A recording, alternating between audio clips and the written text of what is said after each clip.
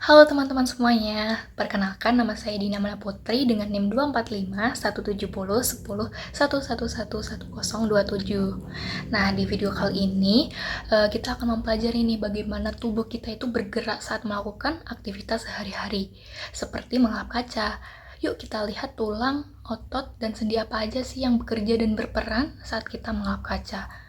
Nah, sebelum masuk ke pembahasannya lebih lanjut nih, mari kita lihat video saat kita mengelap kaca terlebih dahulu agar kita bisa jelas bagaimana tulang, otot, dan sendi bekerja secara harmonis dalam gerakan mengelap kaca ini.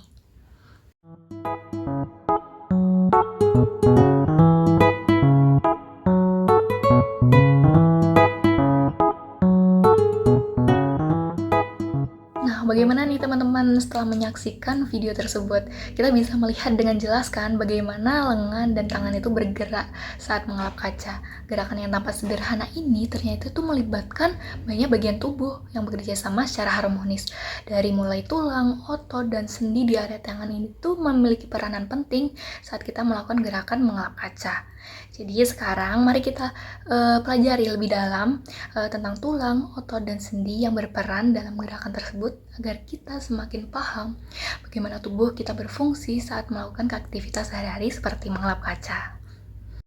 Nah, pertama mari kita kenalan terlebih dahulu tulang-tulang apa saja yang berperan saat kita melakukan gerakan mengelap kaca. Yang pertama ada tulang scapula. Ini tuh tulang pipih, jadi berbentuknya itu segitiga, letak di belakang dada. Jadi scapula ini tuh berperan sebagai penopang dan stabilisator utama yang memungkinkan gerakan lengan atas yang bebas, terkontrol, dan efisien saat kita mengelap kaca. Nah, yang kedua itu ada tulang humerus. Jadi tulang humerus itu tuh bergabung dengan tulang scapula tadi atau tulang belikat yang membentuk suatu sendi yang dinamakan sendi bahu.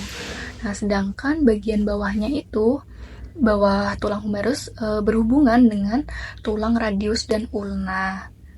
Nah, selanjutnya ada tulang radius. Nah, tulang radius tadi kan berhubungan dengan humerus. Radius ini tuh salah satu dari dua tulang utama di lengan bawah yang letaknya itu di sisi ibu jari. Nah, yang selanjutnya ada tulang ulna. Itu tulang lengan bawah yang berada di sisi kelingking. Jadi itu sejajar dengan tulang radius tadi ya. Yang terakhir itu ada tulang-tulang karpal, yaitu tulang maksud saya kumpulan tulang yang membentuk pergelangan tangan.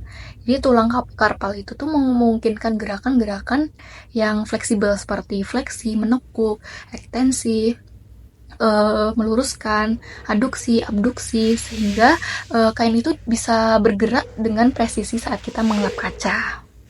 Nah, selanjutnya kita beralih ke otot nih. Jadi otot-otot apa saja sih yang berperan saat kita melakukan suatu gerakan mengelap kaca ini? Yang pertama ada otot bicep brachii dan brachialis. Itu tugasnya apa? Tugasnya itu untuk membengkokkan fleksi sendi siku sehingga lengan bawah dapat ditekuk. Jadi lengan bawah dapat ditekuk untuk menggerakkan kain saat mengelap. Yang kedua ada otot deltoideus, yaitu mengangkat lengan dari bahu sehingga lengan dapat menjangkau area kaca yang lebih luas. Yang ketiga ada otot tricep brachii. Itu tugasnya itu meluruskan atau ekstensi sendi siku untuk mengatur gerakan maju mundur lengan saat mengelap kaca. Nah, yang terakhir yaitu anggota tubuh yang berperan adalah artikulasi atau yang biasa kita kenal dengan sendi.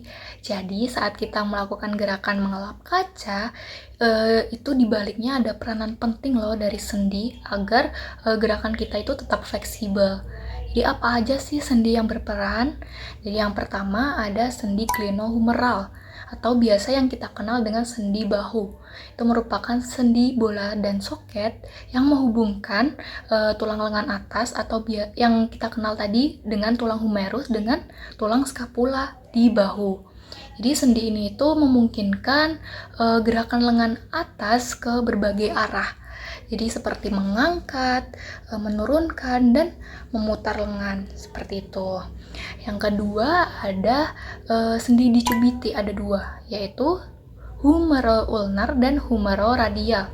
Kalau humero-ulnar itu sendi engsel antara tulang humerus dan ulna. Sedangkan humero-radial itu sendi antara tulang humerus dan radius. Jadi memungkinkan bisa fleksi, membengkokkan, ekstensi, meluruskan lengan bawah. Yang ketiga itu ada sendi radiokarpal di pergelangan tangan sini. Jadi sendi ini tuh memungkinkan gerakan fleksi, ekstensi, serta gerakan menyamping, aduksi, abduksi, seperti ini. Jadi itu membantu mengatur posisi kain saat mengelap kaca.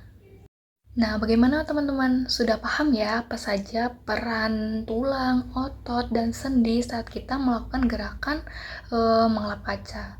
Jadi, bisa disimpulkan ya, tulang yang berperan saat kita melakukan gerakan kaca antara lain ada humerus, radius, ulna, karpal, skapula. Tugasnya apa? Untuk menyokong dan membentuk sendi untuk gerakan lengan dan otot. Yang kedua, ada otot. Otot yang berperan apa saja? Ada bicep brachii, brachialis, deltoideus, tricep. Tugasnya untuk fleksi, ekstensi, aduksi, abduksi, dan pengaturan posisi tangan. Terakhir ada artikulasi. Yang berperan ada glenohumeral, articulatio subiti, dan radiokarpal. Jadi tugasnya itu untuk gerakan fleksi, ekstensi, posisi lengan, dan gerakan pergelangan tangan. Seperti itu. Jadi, gerakan sederhana seperti mengelap kaca itu ternyata melibatkan kerjasama yang kompleks ya antara tulang, otot, dan sendi. Jadi, kita perlu memahami hal ini agar membantu kita nantinya untuk menghargai kehebatan tubuh manusia dan pentingnya untuk menjaga kesehatan otot dan sendi. Jadi, terima kasih sudah menonton. Jangan lupa untuk bergerak, aktif, dan jaga kesehatan tubuhmu. Terima kasih.